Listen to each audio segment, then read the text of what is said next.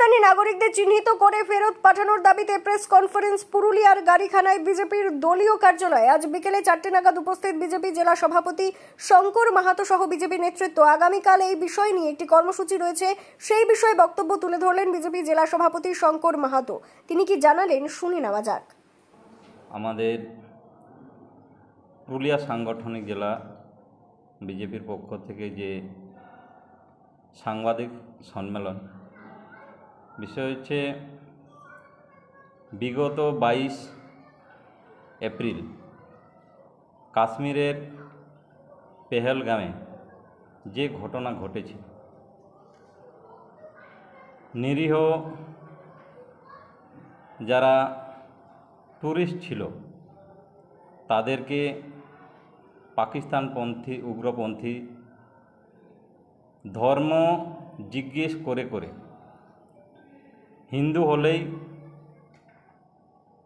হিন্দু যারা ছিল তাদেরকে বেছে বেছে, হিন্দু এবং মুসলমান ভাগ করে হিন্দুদেরকে বেছে বেছে মারা হয়েছে, গুলি করা হয়েছে। যে 26 জন শহীদ হয়েছে, তার পরিপ্রেক্ষিতে ভারত সরকার পাকিস্তানের বিরুদ্ধে কতকগুলি কড়া নির্দেশিকা জারি করে। সেই নির্দেশিকার ভিতরে ছিল যেটা 25 তারিখ ভারত সরকার প্রত্যেক রাজ্যকে নোটিফিকেশন করেছে যে ভারতের মধ্যে কোনো পাকিস্তানি যদি এখনও থাকে, লুকিয়ে কিংবা যে কোনোভাবে ভারতে বসবাস করছে এমন পাকিস্তানিদের চিহ্নিত করে খুঁজে বার করে অবিলম্বে তাদের দেশে অর্থাৎ পাকিস্তানে ফেরত পাঠানোর কাজটা দ্রুত করা হোক। আমরা দেখেছি ইতিমধ্যেই অনেকগুলো রাজ্য সেই নোটিফিকেশনের ভিত্তি করে তাদের কাজ দ্রুত গতিতে করছে, কিন্তু দুর্ভাগ্যের বিষয় পশ্চিমবঙ্গ সরকার সেই নোটিফিকেশনকে এখনও গুরুত্ব দেয়নি। যে কথা বলা হয়েছিল যারা পাকিস্তানের নাগরিক এইখানে আছে তাদেরকে খুঁজে বার করে পাকিস্তান ফেরত পাঠানো, সেই কাজ পশ্চিমবঙ্গ সরকার করে ওঠেনি।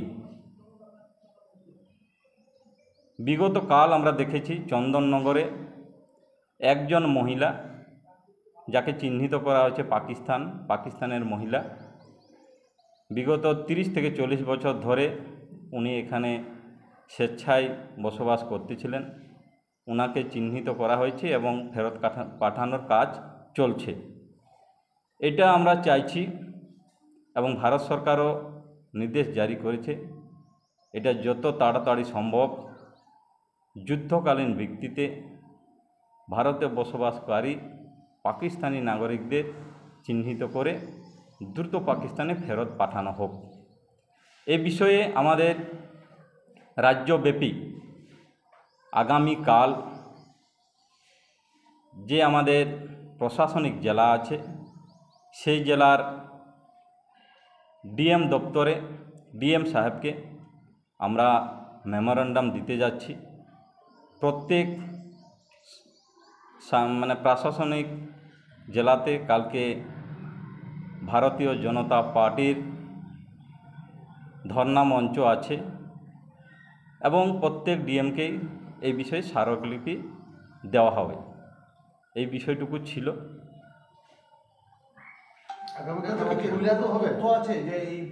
হ্যাঁ, পুরুলিয়াতেও আগামী কাল হবে।